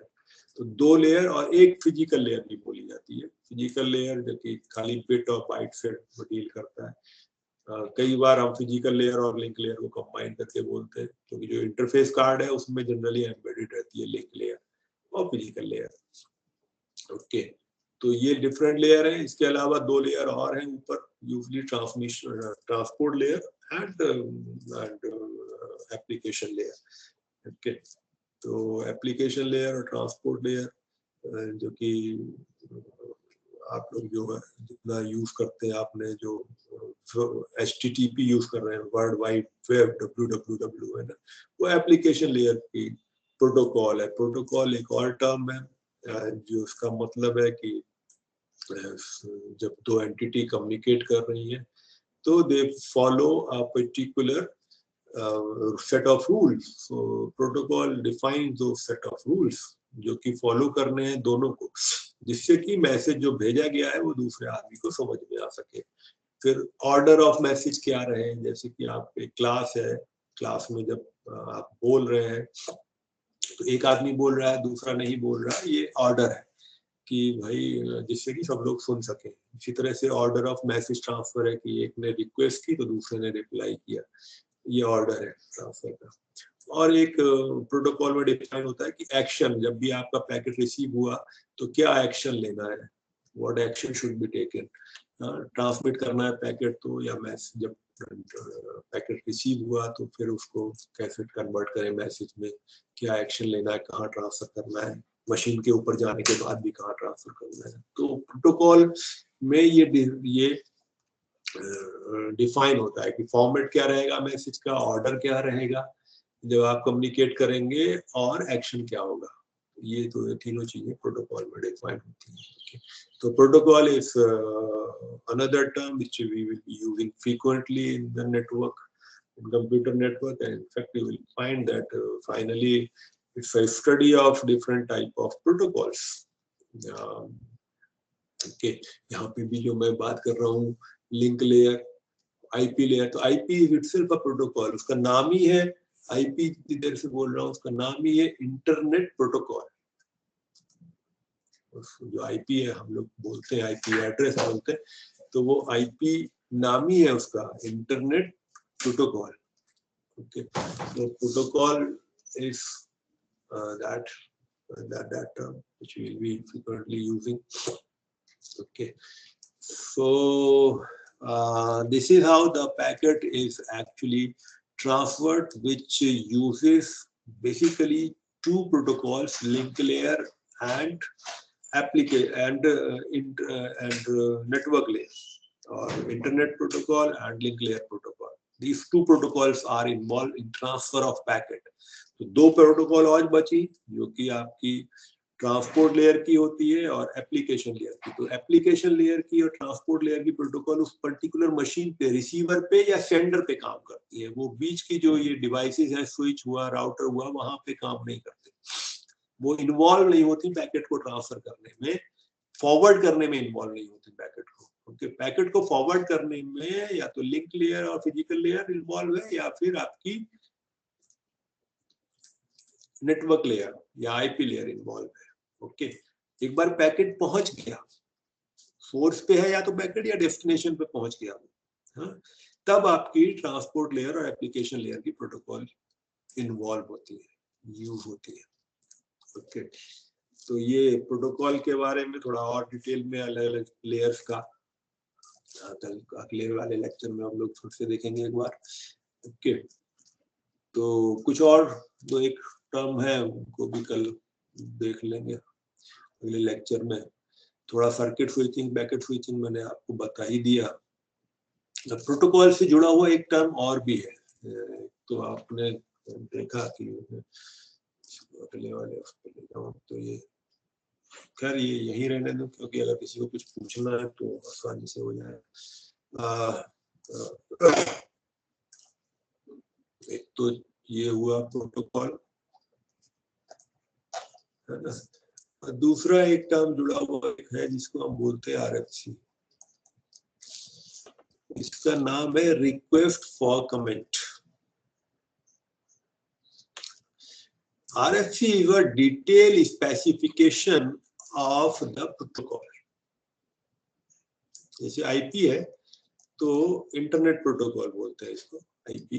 तो आईपी प्रोटोकॉल है। आईपी का अगर आपको डिटेल एक्सप्लेनेशन देखना है तो आईपी के लिए एक पर्टिकुलर आरएफसी है। आरएफसी एक नंबर, इंटीजर नंबर रहता है डिफरेंट आरएफसी का। हाँ? तो आरएफसी का एक पर्टिकुलर नंबर है आईपी के लिए, उस एक नंबर, और उसके अलावा फिर उनके मॉडिफिकेशन होते रहते हैं, तो वो डिफरेंट नंबर्स रहते हैं आपका। तो RFC is known as request for comment, which is actually the detailed specification of a particular protocol. Okay, so whatever we will be talking about the protocol, that is somewhere going to be defined inside the RFC. TCP/IP TCP/IP जो हम लोग basically पढ़ेंगे, main framework जो हम लोग पढ़ेंगे basically, वो RFC से कनेक्टेड है। और एक स्पेसिफिकेशन और है, जनरली वो लिंक लेयर और उनका पे ज्यादातर पॉपुलर है, वो है आपके IEEE के specification, which is 802 point something। Okay, तो ये लिंक लेयर के प्रोटोकॉल्स के कुछ स्पेसिफिकेशन। तो दो ये स्टैंडर्ड है। RFC जो है वो डिफाइन होती है, जो जैसे IEEE एक बॉडी है, उसी तरह की बॉडी है इंटरनेट इंजीनियरिंग टास्क फोर्स। तो RFC को डिफाइन करना, मेंटेन करना का काम इंटरनेट इंजीनियरिंग टास्क फोर्स करता है। ओके, TCP की भी एक RFC है, IP की भी है, और बहुत सारी चीजों की RFC है। ओके, सो ये RFC है, और internet engineering task force organisation है विच मेंटेन्स द RFCs और विच इज स्टैंडर्डाइजेशन करने में। तो जब भी कोई आप प्रोडक्ट देखेंगे नेटवर्क से रिलेटेड, चाहे आप स्विच देखेंगे, राउटर देखेंगे, या एक्सेस पॉइंट देखेंगे, या कुछ और नेटवर्किंग प्रोडक्ट देखेंगे, जब भी कोई, तो वो क्लेम करते हैं कि हम ये RFC सपोर्ट करते हैं, क्योंकि RFC जो है वो स्टैंडर्ड है। हाँ, या हम ये 802.11 सपोर्ट करते हैं, 802.3 सपोर्ट करते हैं, ये स्टैंडर्ड सपोर्ट करते हैं। ओके, तो जनरली RFC के फॉर्म में वो स्पेसिफाई किए रहेंगे ये हम सपोर्ट करते हैं। Okay, which means that they are providing they are implementing those RFCs, okay, which are used to communicate with other machines। क्या है कि एक स्टैंडर्ड आपने बनाया और दो लोग उसको फॉलो कर रहे हैं, तो दोनों को ये समझ में आ जाएगा, इसने भेजा तो उधर दूसरे वाले को समझ में आ जाएगा कि क्या भेजा है भाई। ठीक है, इसलिए डिफाइन करना पड़ता है स्टैंडर्ड जब आप कम्युनिकेट कर रहे हैं। लैंग्वेज इसीलिए डिफाइन करनी पड़ती है ना, हम लोग लैंग्वेज में बात कर रहे हैं, इसीलिए स्टैंडर्डाइजेशन करना पड़ता है लैंग्वेज का। अगर कोई वर्ड लिखा तो दूसरे आदमी को उसने बोला, तो दूसरे को समझ में आ जाए कि भाई आपने बोला क्या है, what you are saying, you should be able to know. तो यही सिंपल आइडिया यहाँ पे भी है नेटवर्किंग में। मशीन का कम्युनिकेशन है, तो मशीन के लिए स्पेसिफिकेशन फिक्स किए गए हैं RFC के फॉर्म में, और कुछ IEEE के स्टैंडर्ड लिंक लेयर के स्पेशली, जो कि ज्यादा पॉपुलर है, और बाकी TCP/IP के RFCs में है। तो ये कुछ टर्मिनोलॉजी थी, पैकेट ट्रांसफर का कुछ आइडिया था छोटा सा, थोड़ा सा। हम लोग ज्यादातर बात करेंगे पूरे नेटवर्किंग में पैकेट ट्रांसफर की। अब बताइए, किसी को कोई क्वेश्चन हो तो बताएं।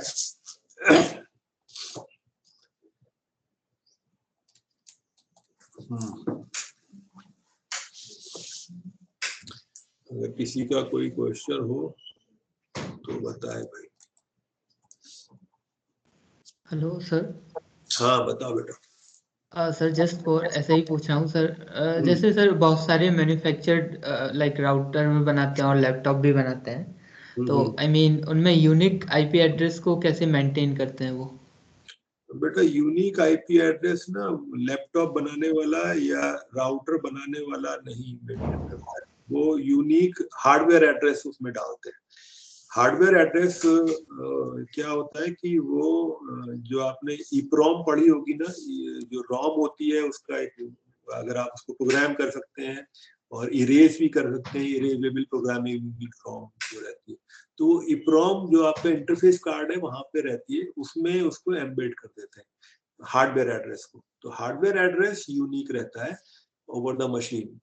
आईपी एड्रेस भी यूनिक होता है ओवर द इंटरनेट, लेकिन आईपी एड्रेस एलोकेशन का काम जो मैन्युफैक्चरर है वो नहीं करते हैं। आईपी एड्रेस को जो मैनेज किया जाता है वो अलग बॉडी है, वो आईपी एड्रेस का एलोकेशन करती है। आपकी जितनी आईएसपीज हैं बड़ी बड़ी, उनको एक ब्लॉक एलोकेट कर देते हैं, और उस ब्लॉक में से वो जो सब्सक्राइब जब आप मांगने जाते हैं तो वो सब्सक्राइबर आपको एक आईपी एड्रेस देगा। अब आईपी एड्रेस में भी कॉन्सेप्ट आजकल ज्यादातर, क्योंकि IPv6 वाले में तो ठीक है, आपको IPv6 में भी वो कॉन्सेप्ट यूज हो रहा है। IPv4 में जनरली जब आप मांगने जाएंगे तो आईपी एड्रेस सब्सक्राइब, अगर आप एक सिंगल ऑर्गेनाइजेशन, मतलब अगर आप एक सिंगल सब्सक्राइबर है तो आपको कभी भी पब्लिक आईपी एड्रेस नहीं देंगे। इवन MNIT को मुश्किल से हमारे पास आई थिंक 64 BSNL के हैं और 16 NKN के हैं, तो 64 + 16 80 आईपी एड्रेसेस हैं केवल, जो जिसे हम बोलते हैं पब्लिक आईपी एड्रेस है। ओके, वो हमको NKN जो कि सर्विस प्रोवाइडर है तो उससे लिए, और उसने कहाँ से लिए, एक सेंट्रल बॉडी है जहां से वो लोग ऑब्टेन करते हैं आईपी एड्रेस का ब्लॉक। ठीक है, तो अब हमको आईपी एड्रेस एलोकेट कर दिया, ऑर्गेनाइजेशन को दे दिया, पब्लिक है और बाकी प्राइवेट आईपी एड्रेस होते हैं। ये कॉन्सेप्ट है पब्लिक आईपी एड्रेस का और प्राइवेट आईपी एड्रेस का। तो generally organisation private IP use करती है अपने लैन में इंटरनल कम्युनिकेशन के लिए। The moment they go to the internet they have to use a public IP address.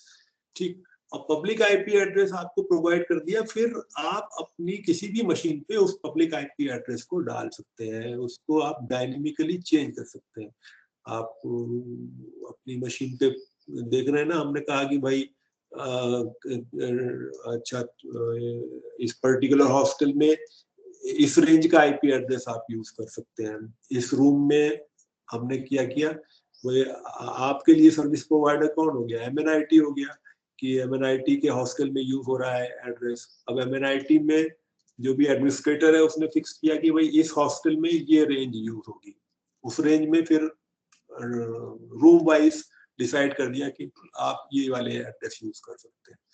तो वो उस सेंस में यूनिक इस सेंस में हुआ कि वो एलोकेट हुआ, और फिर एलोकेट होने के बाद वो मशीन पे आप आईपी एड्रेस को आप डायनेमिकली चेंज कर सकते हैं। डायनेमिकली करने का मतलब है कि आप यहाँ पे हैं, कल को आप अपना लैपटॉप लेके MNIT में के हॉस्टल में आ गए तो आप दूसरा आईपी एड्रेस डाल लीजिए। जब आप वहाँ पे अपने घर पे हैं तो जो आईपी एड्रेस आपको मिल रहा होगा वो आपने जहाँ से सब्सक्रिप्शन लिया होगा, जिस कंपनी से आपने अपने यहाँ इंटरनेट का कनेक्शन लिया होगा, वो देगा है, और वो भी आपको प्राइवेट आईपी देगा। जनरली देखिएगा या तो 10 पॉइंट समथिंग होगा एड्रेस, वो प्राइवेट आईपी का रेंज है, या जैसे MNIT में हम लोग 172.31 यूज करते हैं, तो 172.16 से लेके 31 तक वो प्राइवेट आईपी का रेंज है। और तीसरा एक जनरली यूज होता है वो है 192.168, तो 192.168 वाला ये भी प्राइवेट आईपी है। तो आपके घर पे जितने भी कंपनी ने, जिस कंपनी ने भी इंटरनेट प्रोवाइड किया होगा, आप देखिएगा अपनी मशीन में कभी भी या तो इन तीन में से ही कोई एक रेंज होगी, वो प्राइवेट आईपी है।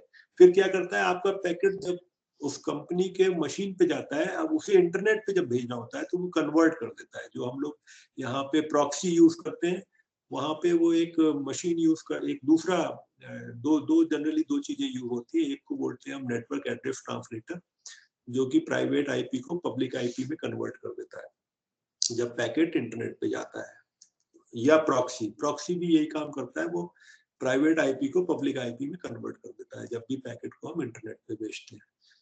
तो दैट या तो जनरली कंपनियां जो है वो नेट यूज करती है, MNIT हम लोग प्रॉक्सी यूज करते हैं। ओके, तो वो एक मशीन सभी लोग यूज करते हैं। तो आपको जो फाइनली मिलेगा एज ए सब्सक्राइबर वो जनरली प्राइवेट आईपी रहेगा। और IPv ऐसा नहीं है कि IPv4 में यूज करते हैं प्राइवेट IP, हम IPv6 में भी प्राइवेट IP यूज करने का कॉन्सेप्ट है। उसका रीजन ये है कि प्राइवेट IP यूज होने से सिक्योरिटी बढ़ जाती है। कोई भी बाहर वाला आदमी आपकी मशीन तक पहुंच ही नहीं पाएगा, वो ज्यादा से ज्यादा पहुंच सकता है तो जो वो नेट है ना, नेटवर्क एड्रेस ट्रांसलेटर वाली मशीन, ज्यादा से ज्यादा वहां तक पहुंच सकता है, जब तक कि वो उस मशीन के अंदर ही ना घुस जाए।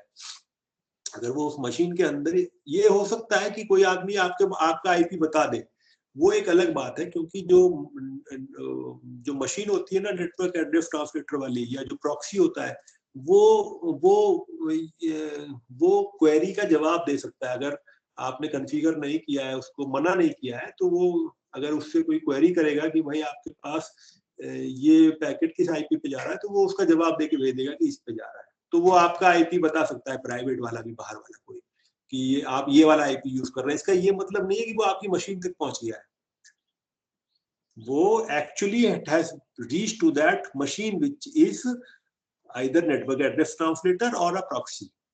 उस मशीन तक वो क्वेरी कर रहा है और वो मशीन उसको जवाब दे देती है, बस इतना ही होता है।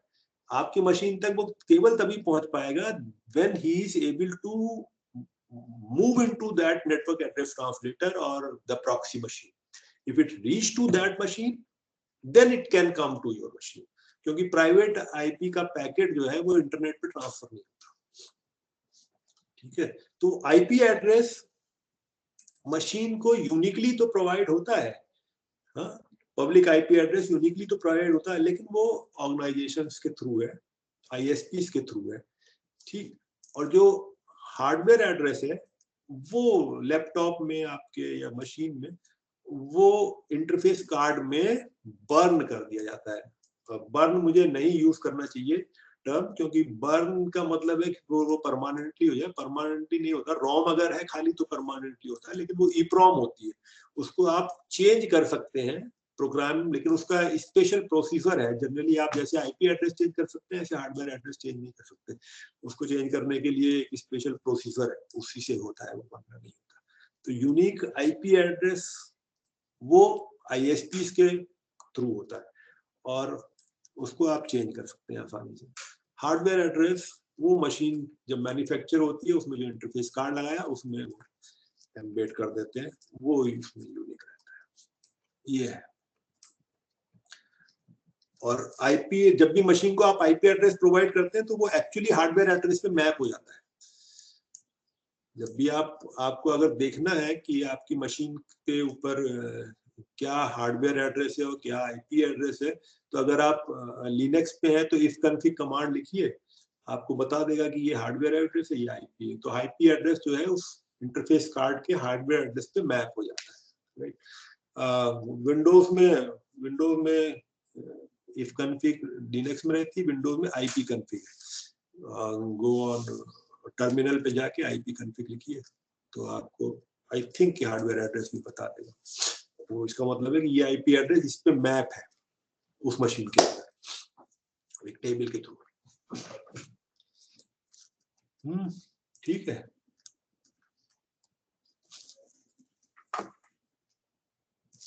और कुछ? Okay sir. ठीक है, चलो फिर बंद करते हैं बेटा। अगर किसी का क्वेश्चन हो तो पूछ सकता है, वरना फिर हम बंद करते हैं। ठीक, फिर ठीक है सर, ठीक।